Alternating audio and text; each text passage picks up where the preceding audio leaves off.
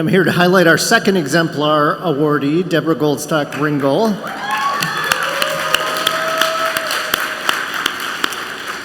So, as you've heard, our 2022 honorees have consistently demonstrated exceptional leadership and have used their positions to advance racial equity and equal justice for all. And Deborah's just such a perfect example of this. And to tell us more about Deborah and her work, I'm very pleased to welcome one of her oldest friends, whose friendship I understand was forged in college way back when, and made even stronger when they studied and suffered through the bar exam process together. And her name is Anjali Chaturvedi, and I'd like to ask her to come up now and just share a bit more about Deborah's dedication to equal justice for all. Anjali?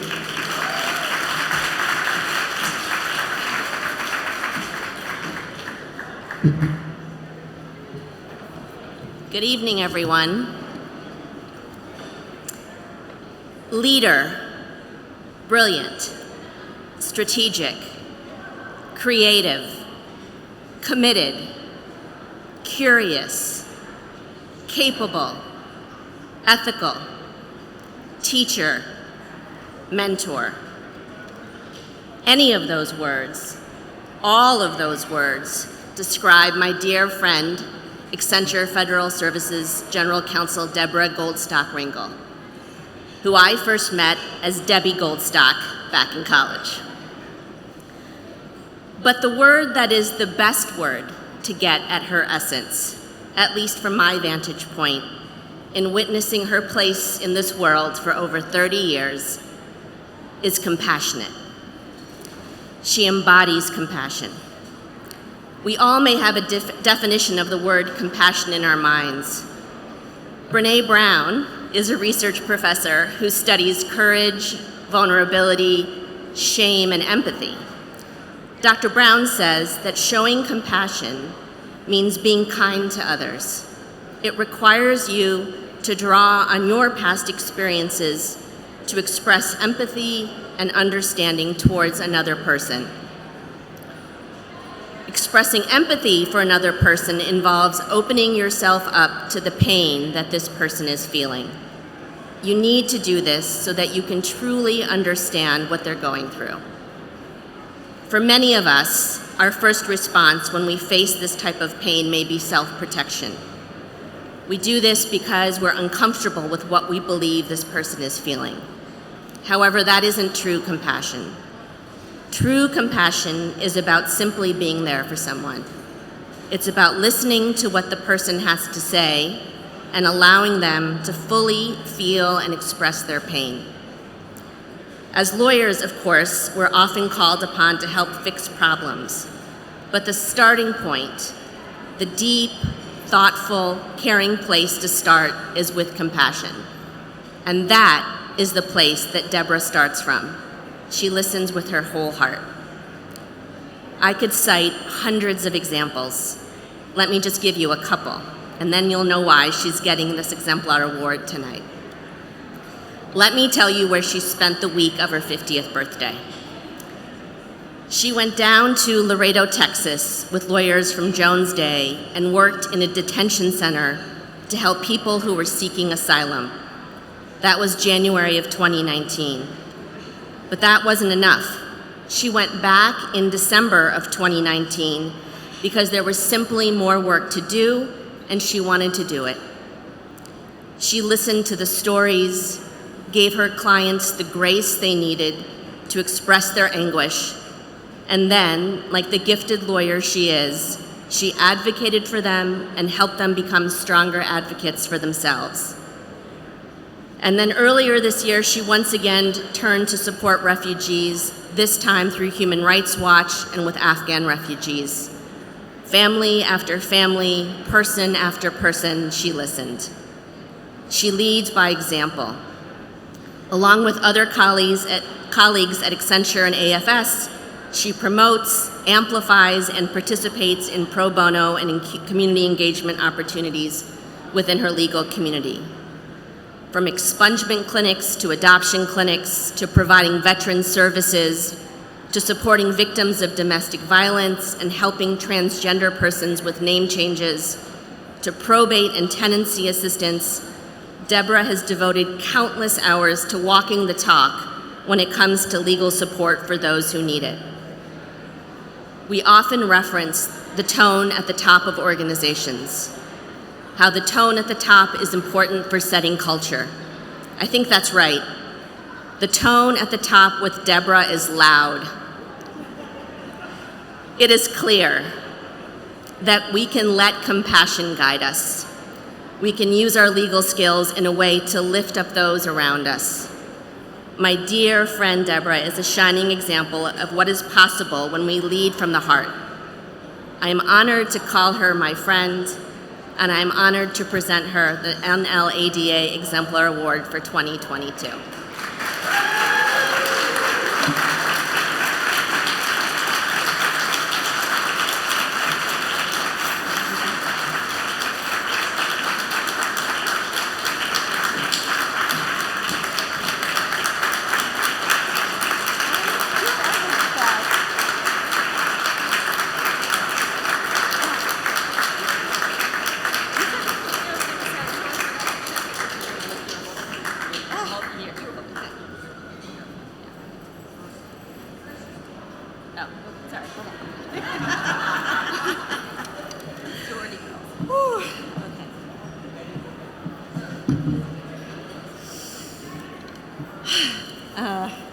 Thank you so much.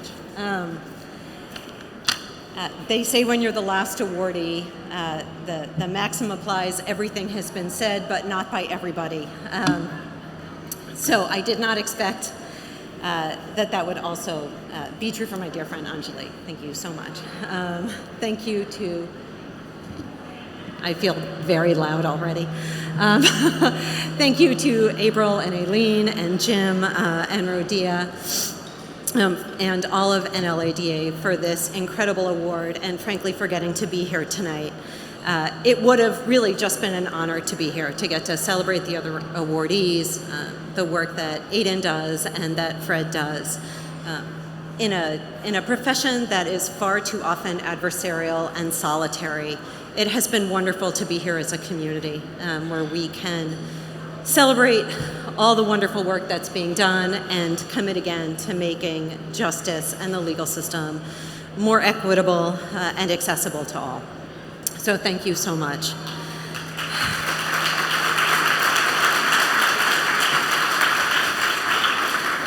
So I do have one story that is unique to me and I knew nobody else would say tonight, although I think Anjali gave away the punchline a little bit. It's the story of how I wound up in Laredo.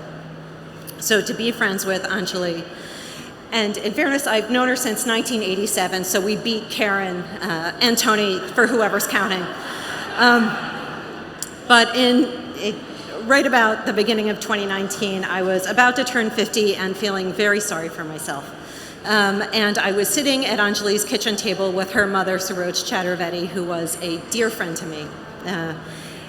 And I was complaining to her, and she had turned 80 a few years earlier, and so was letting me talk. And when I finished, she paused and she said, well, the way I was raised, your life is in 4 parts. From 1 to 25, you're raised by your family and you learn from your teachers. From 25 to 50, you create your own family and you start your career. But at 50, you contribute to your community. And at 75, it was a little vaguer after that, but it really was about getting everything in order so that you're ready to move on. I was really focused on that turning 50 part. And so a few weeks after that, as Anjali said, I got to spend my birthday in a federal detention facility. It was exactly the way I wanted to spend my birthday and nothing I would have thought about before. And as I thought about that story for tonight, I really thought about, I'd been so focused on that third part, that 50 to 75 part. But when I went back to think through my life, I realized just how accurate she had been. From 1 to 25, I was raised by my family and learned from my teachers, but in my experience, they're the same. When you are raised by Ron Goldstock, and when you are the sister of Jenny Goldstock Ringel, You spend your life with people who are relentless and vocal advocates for racial equality. When people talk about, well, that's the way things were, or that's the way things are, that is simply never what it means in my family. My grandfather, growing up in the 30s, integrated the Army base where he was stationed during World War II. He came home and he integrated his workforce. And I say that because when you talk about the family and the teachers you have, it has become so apparent to me that I am who I am because of the family that I came from. So at 20, I know my stepmother Judy is crying. Like it doesn't take much, but and at 25, right? So then I move right into part number 2. I do 2 great things at 25. I marry my husband Doug Ringel, and I become a lawyer. So Doug and I have raised 3 kids together, and tomorrow we leave for an 8-day trip rafting down the Grand Canyon. I can say not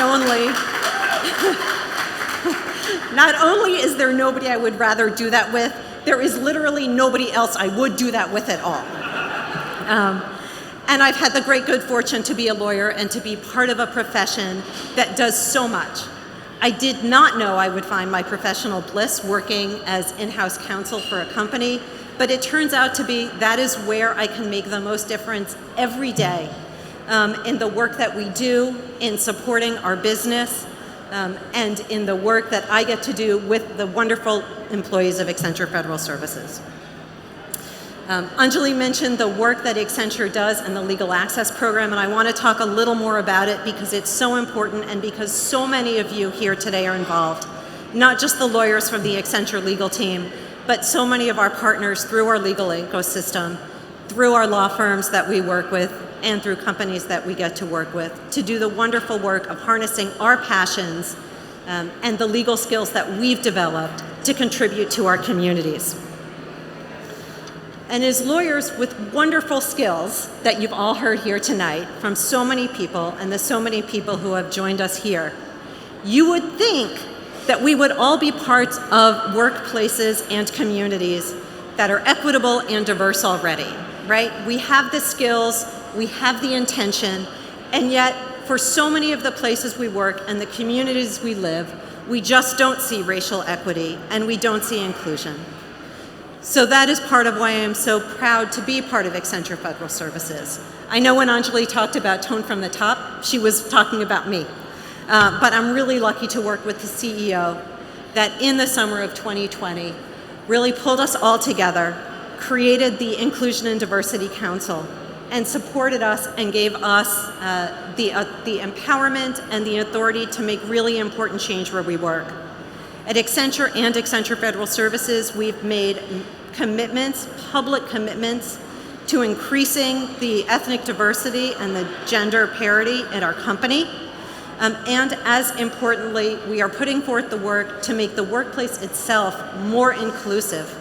That can be really hard for lawyers who are so used to listening in order to advocate, and we've really had to change, all of us, to listening in order to hear, so that we can have a workplace where everybody belongs, where it is inclusive to everybody, and where we know that there is always more work to be done.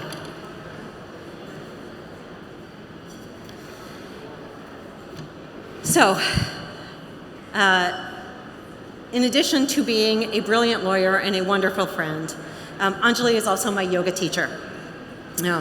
So sustaining racial equity, I would say, is aspirational, but hope is what we need to have every day in order to get there. So I'm going to ask you, for those of you who are comfortable, to join with me in a meditation that Anjali uses to close her yoga class. Close your eyes if you're comfortable, but if not, just think to yourself. And this will take a few minutes, and I'll ask you just to stick with me. Think of yourself, and think, may I be safe, may I be happy, may I be healthy, may I live with ease. And now think of someone you love. Picture them and hold them in your heart. And think, may you be safe, may you be happy, may you be healthy, may you live with ease. And think of someone you don't know very well.